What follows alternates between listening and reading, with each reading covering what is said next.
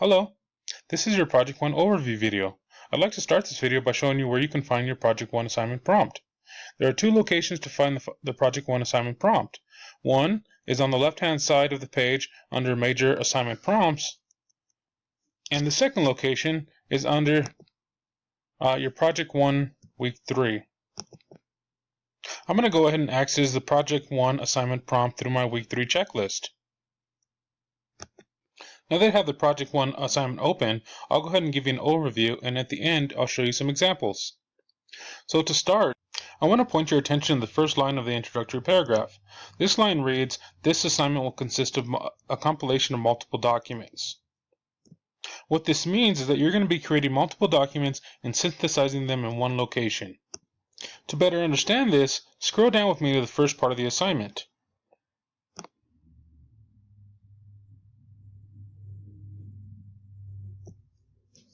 So part 1 of the assignment is to create an email and response letter. This email will be to an entity, an organization, a business, or an institution of your choosing. Before writing your email, however, you must choose a problem you want to address.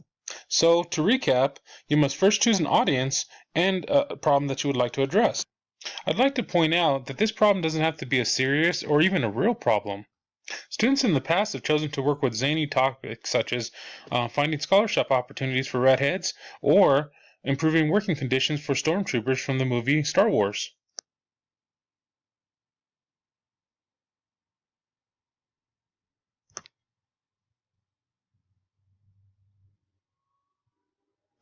You will also be asked to write a response letter. Now this response letter is going to be from the organization, institution, or entity that you chose to address. The purpose of this part of the assignment is for you to familiarize yourself with business communication, such as emailing and letter writing. Now each part of the assignment will consist of two projects. This part 2, will consist of you creating a website as well as writing an open letter. Now here I'd like to offer a bit of insight on how you should be thinking about this project. You should be thinking of this project as existing on a spectrum. What I mean by that is part 1 of the project asks you to email an entity, institution, and to write a response letter. Now that response letter shouldn't have solved the problem. As a result, you're going to create your own organization that's going to bring attention to the problem. You're going to be doing this by creating a website. Now I want you to think about the organizations in society that help solve problems. Think about ASPCA, the Sierra Club, or Invisible Children. Much of the way these organizations help solve a problem or address a problem is by creating an online presence. In that online presence, they ask people to do things such as donate money, donate time, or even take a specific action. Your organization should be asking your audience to take action as well.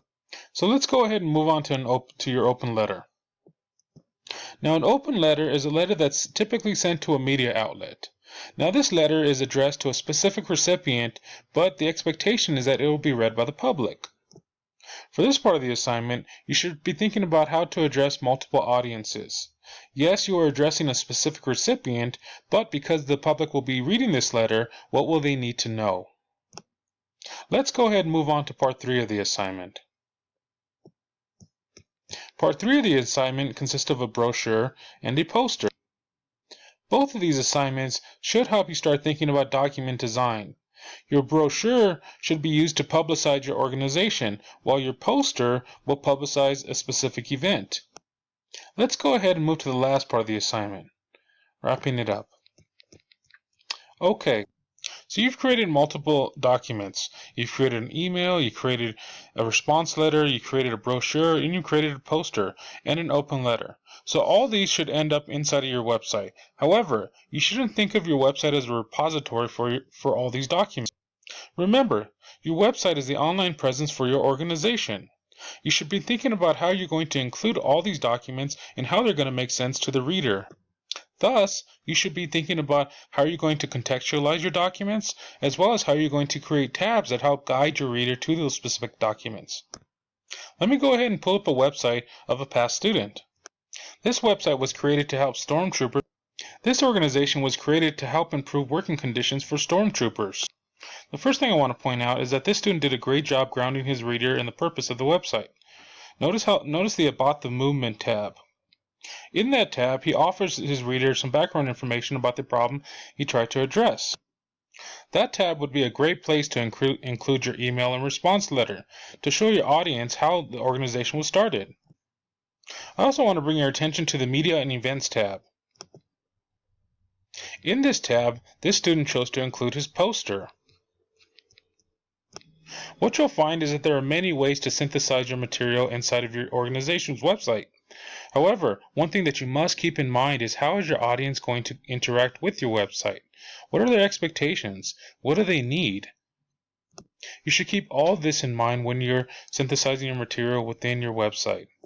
Well, that brings us to the end of your Project 1 overview video. I look forward to viewing your assignments and hope you have fun with this assignment as well.